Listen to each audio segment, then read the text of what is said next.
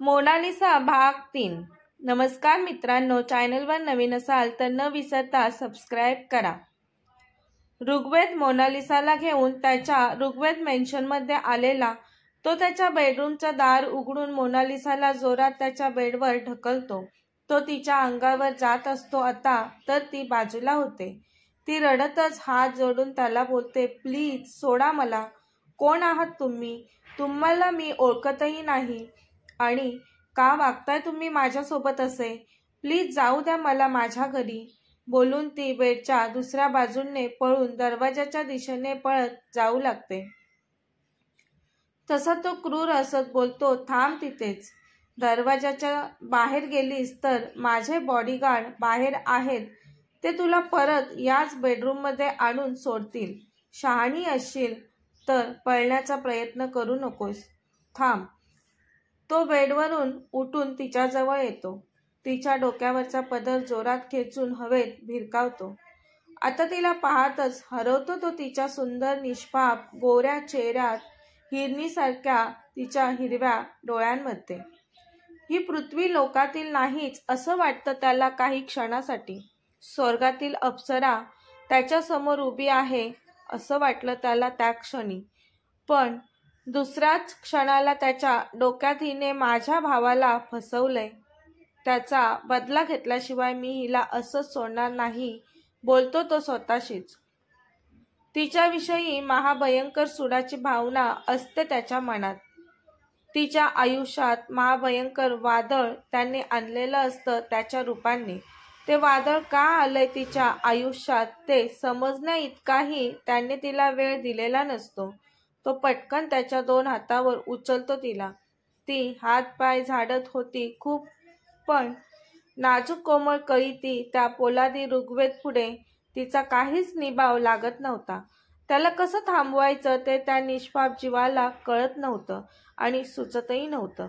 अक्षरशः मेंदू गोठला होता तिचा घाबरून। त्याच्या चेहऱ्यावर तिला कोणतेच भाव दिसत नव्हते।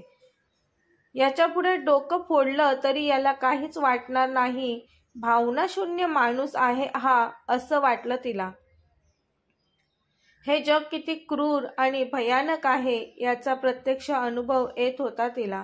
देवा, या हर्टलेस माणसापासून मला सोडव, कोणाला तरी माझ्या मदतीला पाठव अशी ती देवाजवळ मनातच विनंती करू लागली। तेवढ्यात त्याने तिला बेडवर जोरात फेकलं। खूप घाबरली होती। थरकाप उडाला होता तिच्या शरीराचा। एसीमध्ये पण पूर्ण शरीरातून घामाच्या धारा वाहू लागल्या होत्या तिच्या। खूप रडायला येत होतं तिला। एखाद्या राक्षसासारखा अंगावर येतो तो तिच्या। तिचे हात पाय थरथरू लागतात। जणू याची देही याची डोळा मृत्यू देखील मी, अशीच अवस्था झाली होती त्या निष्पाप पामराची। ती त्याला तिच्या दोन्ही हातांनी तिच्या शरीरात होती नव्हती तेवढी ताकद काढून स्वतःपासून दूर लोटत असते। पण ऋग्वेद तिच्यावर अत्याचार करत असतो। तिचे जनावराप्रमाणे लचके तोडत असतो तो। त्याचा पुरुषार्थ गाजवत असतो तो तिच्यावर तिच्या सहमतीविना। तिच्या किंचाळण्याचा आवाज रूममध्ये येत होता। तो तिच्या शरीरावर तुटून पडलेला, त्याच्या शरीरावर एकही कपडा नव्हता। त्याने एक एक करून तिच्या अंगावरचे सर्व कपडे तिच्या शरीरापासून वेगळे केलेले, तिच्या शरीराची चाळण करून टाकलेली त्याने। मोनालिसा खूप थकलेली। ती ग्लानीत सर्व बघत असते, पण प्रतिकार करण्याची ताकद तिच्यामध्ये उरली नव्हती आता। तिच्या डोळ्यांमधून अखंड पाणी वाहत होतं। ती खूप हताश झाली होती। खूप विरोध केला तिने त्याला, पण ऋग्वेदने स्वतःच्या ताकदीने तो सगळा विरोध मोडून काढला। कशाचाच उपयोग झाला नाही। अतित्रासामुळे ती थोड्या वेळाने बेशुद्ध झाली। ते पाहायलाही ऋग्वेद थांबला नाही तिथे। जमिनीवर पडलेले त्याचे कपडे त्याने अंगावर चढवले आणि तो रूम बाहेर पडला। आता तो हॉस्पिटलमध्ये अमितला भेटण्यासाठी जातो। तो पाहतो तर अमित समोर एक मुलगी बसलेली। तिची पाठ ऋग्वेदकडे होती। अमित समोर ही मुलगी कोण आहे हा प्रश्न त्याच्या मनात येतो, म्हणून तो मोठमोठी पावलं टाकून अमितजवळ जातो। ती मुलगी रडत असते। अमितने तिचा हात त्याच्या हातात घेतलेला आणि तो तिला समजावत असतो. बेबी रिलॅक्स, मी आहे ना, मला काही नाही झालं बघ, मी ठीक आहे. त्यांना तसं बोलताना पाहून ऋग्वेद मोठ्याने ओरडतो, अमित, कोण आहे ही मुलगी? अमित थोडं घाबरतच बोलतो, दादा, ही मुलगी तीच आहे. हिच्यावर माझं खूप प्रेम आहे. हिच्यासाठीच मी माझा जीव देण्याचा प्रयत्न केला होता दादा. दादा, ही माझ्यासाठी हिच्या लग्नातून पळून आली आहे. आणि दादा, अमित बोलता बोलता थांबतो. आणि काय, बोल ना आता पटकन. काय बोलायचं आहे तुला अजून? ऋग्वेद रागवतच बोलतो त्याला. अमित बोलतो, दादा, माझ्या बाळाची आई होणार आहे ही. मानसी ऋग्वेदला, सॉरी दादा, माझ्यामुळे तुम्हाला खूप त्रास झाला बोलते. ऋग्वेदच्या डोळ्यांमध्ये वीज चमकली. ही मानसी आहे तर ती कोण आहे जिच्यासोबत मी जबरदस्ती केली? या गोष्टीचा ऋग्वेदला जबरदस्त धक्का बसतो. त्याने ते अमितसाठी केलेलं असतं सगळं, पण आता त्याला कळून चुकलं. त्याच्या रागाने एका निरागस निष्पाप मुलीचं आयुष्य उद्ध्वस्त केलंय ते. तो आल्यापावली झपाझप माघारी फिरतो. काही वेळातच तो ऋग्वेद मेन्शनमध्ये परत येतो. धावत पळत दरवाजातून आत येताना पाहत असतो स्वतःच्या डोळ्यांनी त्याने तिची केलेली बिकट अवस्था.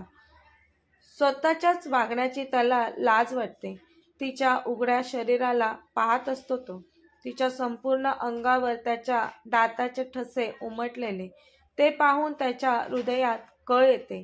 त्याला स्वतःवरच राग येतो. माझी विचारशक्ती एवढी कशी खुंटलेली? काय करून ठेवलंय मी या सुंदर निरागस मुलीचं? तो तिच्या अंगावर चादर टाकून तिला उठवत असतो. त्याला माहिती नव्हतं ती बेशुद्ध झाले ते. ती त्याने हलवल्यानंतरही उठली नाही म्हणून तो तिच्या गालावर हळूवार टॅप करू लागतो. ती काहीच रिस्पॉन्स देत नाही. ते पाहून तो घाबरतो.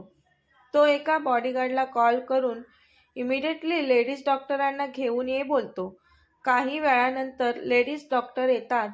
ऋग्वेदच्या बेडरूममध्ये मोनालिसाची अवस्था बघून डॉक्टरांना वाईट वाटतं, पण हे कोणी केलंय ते ऋग्वेदला विचारण्याची त्यांच्यात हिंमत नसते. त्या मोनालिसाला इंजेक्शन देऊन काही वेळाने त्या शुद्धीवर येतील बोलून डॉक्टर निघून जातात. ऋग्वेद मोनालिसासमोर बेडवर बसून तिच्या शुद्धीवर येण्याची वाट पाहतच असतो. काही वेळाने मोनालिसा शुद्धीवर येते. ती शुद्धीवर आल्यावर त्याला समोर पाहून घाबरून जीव मुठीत धरते. ती तिचा अंगावर असलेली चादर पकडून उठून बसते. ती रडतच बोलते, प्लीज जाऊ द्या मला माझ्या घरी.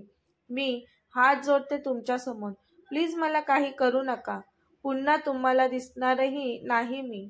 तुम्ही माझ्यासोबत जे काही केलंय ते मी कुठे बोलणार नाही, पण प्लीज मला जाऊ द्या इथून. त्याचा क्रूर स्वभाव पाहता तिला वाटले तो तिला जिवंत सोडणार नाही, म्हणून ती त्याला विनंती करत होती. ऋग्वेद, शांत हो, मी काही करणार नाही तुला. तिला बोलतो, घाबरू नकोस. त्याने तिच्यासाठी काही वेळापूर्वी कपडे मागवलेले ते तिला देऊन तू फ्रेश हो. मी तुला तुझ्या घरी सोडतो बोलतो तो. ती तिच्या शरीराभोवती चादर लपेटून समोर असलेला बाथरूमकडे जाण्यासाठी बेडवरून उठून उभी राहते. तिच्या सर्वांगातून जोरात कळ येते. अशक्तपणामुळे डोळ्यांसमोर अंधारी येते तिच्या.